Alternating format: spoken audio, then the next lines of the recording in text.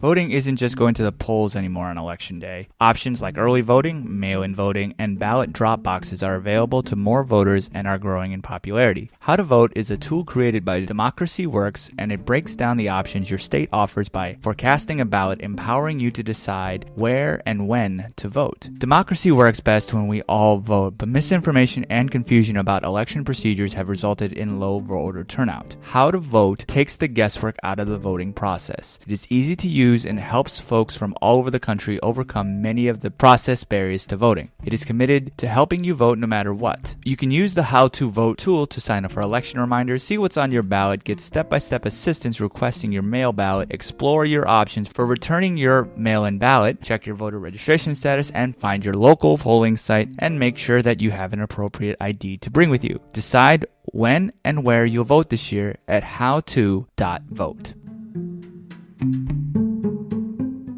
Hello and welcome to the formal review.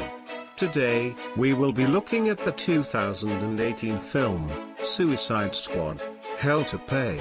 Now sit back, relax, and enjoy the review. Hey everybody, welcome to episode 14 of the formal review. We're going to be looking at a DC animated film which came out earlier this year. I just didn't get around to watching it just because I didn't have the time. Now, to give some background, I'm a big DC fan. I have watched DC since I was a kid. I love Batman animated series and pretty much everything spin off of that. Justice League, I watched all of those episodes, and I have continued to watch these films because honestly these films are usually better than live action DC films, and that's just because they really don't hold back. As with all my reviews, there's going to be some slight spoilers, and I do always recommend that you should watch the film before you know what I'm talking about, but I'm going to do my best to keep everything vague so that I don't ruin the movie for you. But if you really don't care about those types of things, keep listening.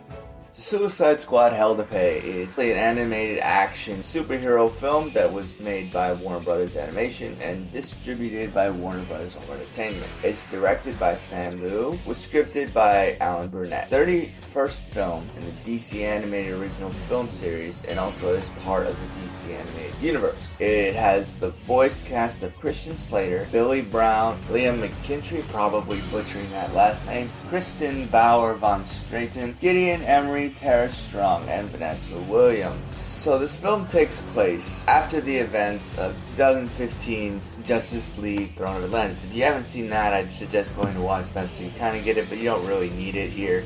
So, Ocean Mason gets defeated, so Amanda Waller, who's voiced by Vanessa Williams, dispatches Task Force X, consisting of Deadshot, voiced by Christian Slater, Count Vertigo, a battle-scarred Black Manta, and the crippled couple of Punch and Julie to recover a flash drive from the leak intelligence from Tobias Whale. Now, this mission goes well, but there's some betrayal in the team, so Waller does what she does with pretty much every Suicide Squad and blows some of their heads off. And for those who don't really know Suicide Squad, that's what it is. Amanda Waller brings in this team of criminals, and how she keeps them in check is that she puts a bomb inside of their head so that if they do break the rules or try to escape, they're pretty much going to end up looking like a chicken with their head cut off. So after this first mission, Waller realizes that she's diagnosed with a terminal illness, so she brings Task Force S back together with Deadshot, Harley Quinn, voiced by Strong, Captain Boomerang, voiced by,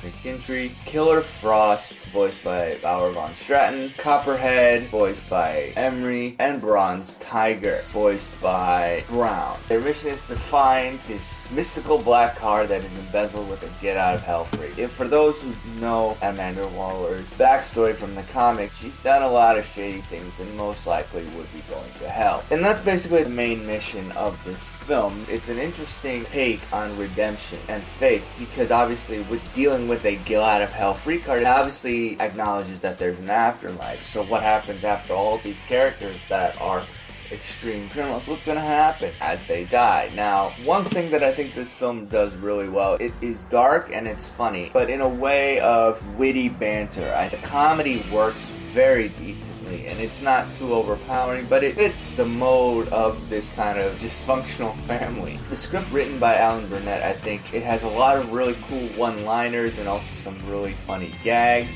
It keeps this film fairly light, even though it's also fairly dark.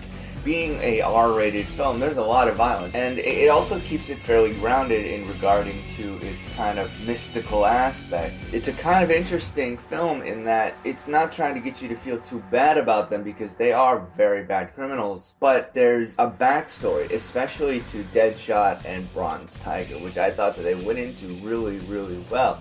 I think Christian Slater voiced him pretty decently, and so did Bobby Brown with Bronze Tiger. I think they had this very good connections to their past that makes you actually kind of feel for them, even though they're doing very nasty things. Now, the rest of the characters are okay. I mean, they have their own ideas when it comes to the circumstance. With Deadshot and Bronze Tiger, they get to show you a lot of their backstories so that you kind of understand why they need this card as well and want to redeem themselves in the face of a higher power or even just within themselves. And honestly, yes, this film is definitely better than the live-action film. And I actually kind of like the tie-in to the other films in the DCAU. That for if you've been keeping up with it, you'll understand it. And so I'm not going to give it away because it would be a spoiler. Okay, so one of the real problems with this film is that I think honestly goes from off of the lack of development when it comes to some characters. This happens when you have a team-up movie, you're not able to go into the backstory of all the characters, which honestly has some similarity to the live-action version. But I think that this film doesn't really know what to do with Harley.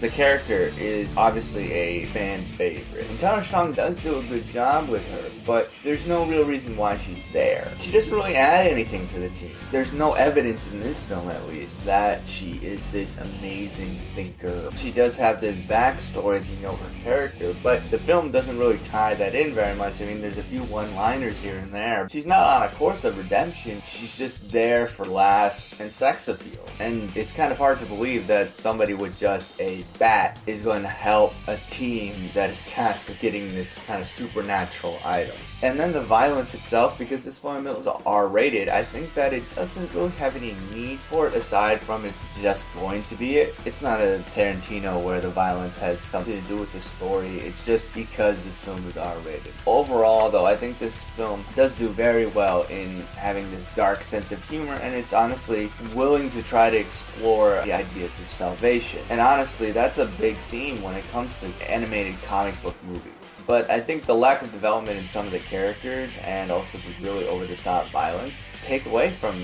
its attempt to make this film realer than it is. But I think that how this film works as a decent comic book film that is quite enjoyable. If you like DC films, you will find enjoyment out of this. You're not going to feel like you're wasting your time. But it's honestly not the best. There's not much there to keep you coming around. It is a definitely better Suicide Squad than the live-action version. And I think it definitely works well, especially if anyone's out there has seen Assault on Arkham. I think it's very similar. It's a lot of fun to watch. So overall, I would rate this film a 3.5 out of 5 bow ties. Now I want to know what you thought of the film. Should the DC just stick to the animation, which is where they do succeed more? I want to thank you guys for tuning in to hearing the formal review. I do this for you guys. That's the reason why I get to talk about movies, because I definitely have listeners, followers like all of you, and I do want to thank you guys for that. So you don't miss an episode, please subscribe on your favorite platform, iTunes, Google Podcasts, Spotify, Stitcher. So please subscribe on that, leave a review on it. Let me know if there's anything that you want me to improve on, or if you request a movie that you want me to review and talk about in an episode.